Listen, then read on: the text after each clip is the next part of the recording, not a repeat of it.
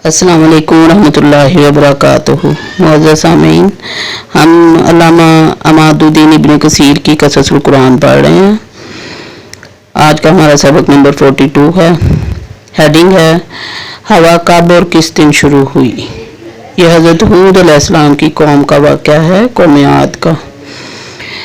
तो लिखते हैं इब्न कसीर लिखते हैं कि अल्लाह ताला ने इन पर यह हवा 7 रातें और 8 दिन मुसलसल चलाई।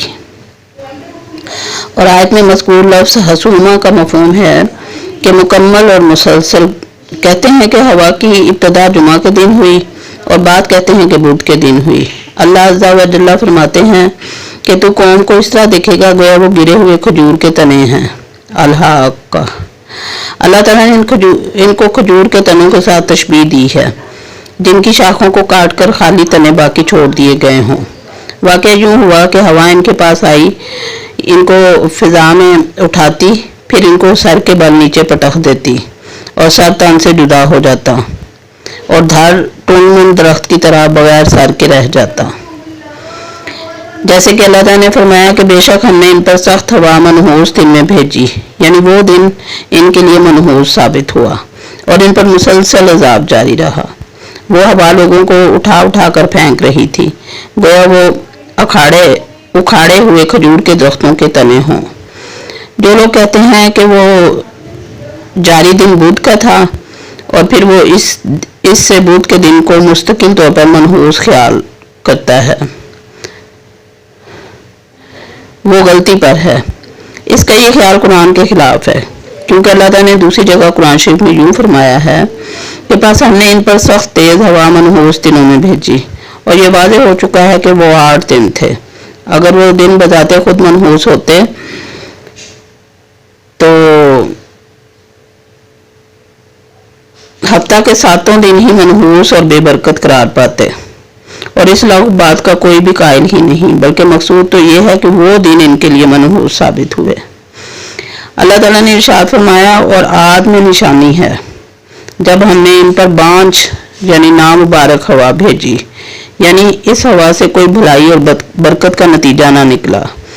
इसके साथ ना तो बादल थे कि नहीं बरसाते और ना इसमें ठहराव था कि ना खजूर का बूर मादा खजूर तक पहुंच पाता और दरख्त अच्छे फल लाते, बल्कि वो बिल्कुल बांझ और बेनतीजा थी जिसने इनका नामो निशान मिटा कर रख दिया। इसीलिए तो अल्लाह ताला ने फरमाया कि वो जिस चीज़ पर भी पहुंचती उसे रेजा रेजा कर देती, यानी वो सीधा ख़त्म होने वाली चीज़ की तरह कर देती जिससे कोई फ़ायदा नहीं उठाया जा सकता। हज़रत नबी करीम सल्लल्लाहु अलैहि वसल्लम ने फरमाया कि बाद सबा मशरिक़ की तरफ से चलने वाली हवा के साथ मेरी मदद की गई और आदि पिछवाई हवा से तबाह बर्बाद किए गए। और अल्लाह ताला ने फरमाया कि और आद के भाई हूद को याद करो जब उसने अहकाफ में अपनी कौम को अल्लाह के अजाब से डराया, और यकीनन इससे पहले भी डराने वाले गुजर चुके हैं। और इसके बाद भी कि अल्लाह के सिवा किसी की इबादत ना करो, बेशक मैं तुम पर बड़े अजाब के दिन से डराता हूँ। इस आयत में जिस आद का तज़किरा है वो आदे उला है, क्योंकि आयत का सियाक आदे उला के किस्सा के साथ ज़्यादा मुशाबहत रखता है और ये मुमकिन है कि इससे मुराद आदे सानिया हों। और उमर मोमिनीन हज़रत आयशा सिद्दीक़ा रज़ियल्लाहु ताला अन्हा की हदीस भी जिसका जिक्र आगे आएगा। अल्लाह ताला ने फरमाया कि बस जब अजाब बसूरत बादल अपनी वादियों की तरफ आते हुए देखा तो कहने लगे कि ये बादल है, हम पर बारिश बरसाएगा।